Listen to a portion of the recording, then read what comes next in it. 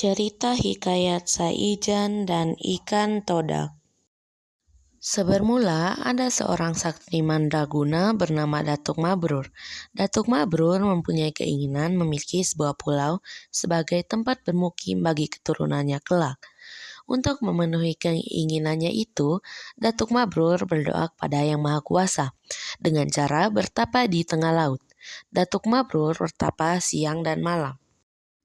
Ketika siang hari, cuaca sangat panas dan membuat tubuh Datuk Mabrur mandi keringat. Pada malam hari, cuaca berubah menjadi sangat dingin. Tubuh Datuk Mabrur menggigil.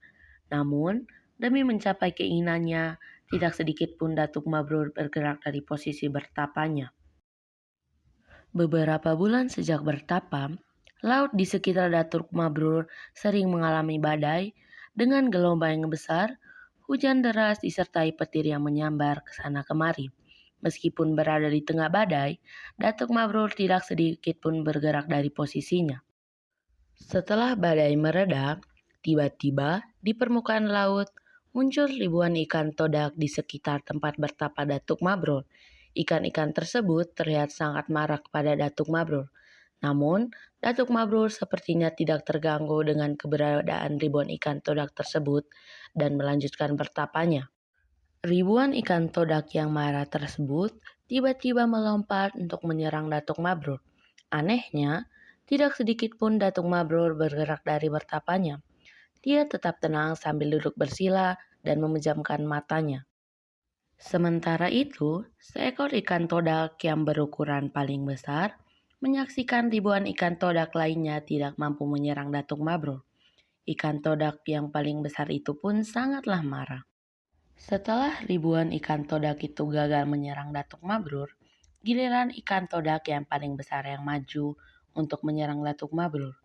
Ikan todak yang paling besar itu pun mengeluarkan seluruh kekuatannya untuk menyerang Datuk Mabrur. Seperti sebelumnya, ikan todak tersebut terpental. Datuk Mabrur membuka matanya dan melihat ikan todak yang sedang menggelepak kesakitan di depannya. Kamu ini sebenarnya ikan apa? Dan kenapa mengganggu pertapaku? Hai petapa sakti, ketahuilah, semenjak engkau bertapa, laut yang biasanya tenang ini menjadi sering mengalami badai. Kami yang biasanya hidup tenang menjadi terganggu karena kehadiran. Kamu belum menunjukkan kepadaku ikan jenis apakah kamu ini?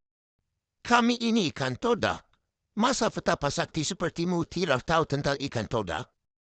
Maafkan aku, baru kali ini aku bertemu ikan seperti kalian. Dan kamu pasti pemimpin dari ikan-ikan ini ya? Ya, benar sekali. Kamu boleh memanggilku Raja Ikan Todak. Tapi, kamu ini sebenarnya siapa? Dan apa tujuanmu bertapa di sini?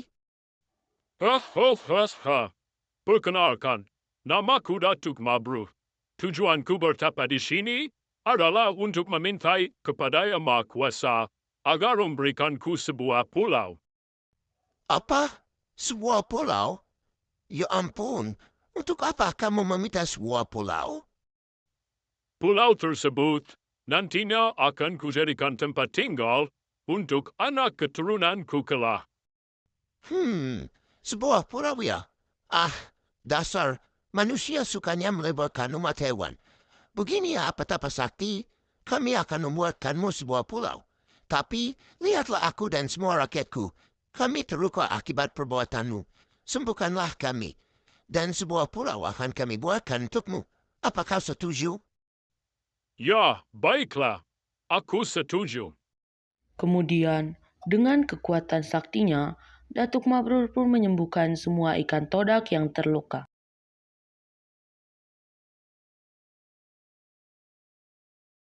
Nah, sekarang kamu tunggulah di sini.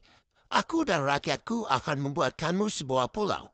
Sebagai raja dari umat ikan, aku akan memenuhi janjiku. Pantang bagi ikan untuk berdusta. Setelah berbicara kepada Datuk Mabrur, Raja Ikan Todak dan seluruh rakyatnya tiba-tiba menyelam ke dalam lautan. Tinggallah Datuk Mabrur sendiri duduk di atas air laut yang tenang. Datuk Mabrur dengan sabar menunggu Raja Ikan. Raja Ikan Todak pun memenuhi janjinya. Laut yang awalnya tenang menghembuskan angin sepoi-sepoi. Perlahan, angin sepoi-sepoi tersebut bertiup semakin kencang. Datuk Mabrur pun menjadi waspada. Datuk Mabrur yang sedang duduk di permukaan laut dikejutkan dengan ombak yang bergemuruh. Angin pun bertiup semakin kencang. Permukaan laut di bawahnya tiba-tiba bergelombang dan menimbulkan pusaran kencang. Meskipun tidak terbawa oleh pusaran air laut, Datuk Mabrur tetap saja terkejut dengan pusaran air laut dan ombak. Pusaran angin laut dan ombak tiba-tiba menghilang. Sayup-sayup, Datuk Mabrur mendengar sebuah suara yang semakin lama semakin jelas terdengar. Saijan, Saijan, Saijan. Suara tersebut berasal dari ribuan ikan todak. Ketika suara tersebut terdengar semakin jelas, tiba-tiba hamparan tanah muncul ke permukaan laut tempat Datuk Mabrur duduk. Raja Ikan Todak pun memenuhi janjinya. Sebuah pulau berhasil dibuat oleh Raja Ikan Todak beserta rakyatnya untuk Datuk Mabrur. No, kami sudah memenuhi janji kami. Sebuah pulau untukmu, wahai petapa sakti. Terima kasih banyak Raja Ikan Todak. Aku dan keturunanku tidak akan pernah melupakan jasa kalian. Ha. Sama-sama, wahai petapa sakti. Saijan. Saijan, wahai Datuk Mabrur. Saijan. Raja Ikan Todak pun kembali ke rumahnya di dasar lautan. Datuk Mabrur melambaikan tangan tanda perpisahan. Pulau tersebut kemudian dikenal sebagai Pulau Halimun dan kemudian dikenal lagi dengan nama Pulau Laut karena muncul dari dasar lautan. Saijan sendiri berarti satu hati, seia sekata atau semufakat.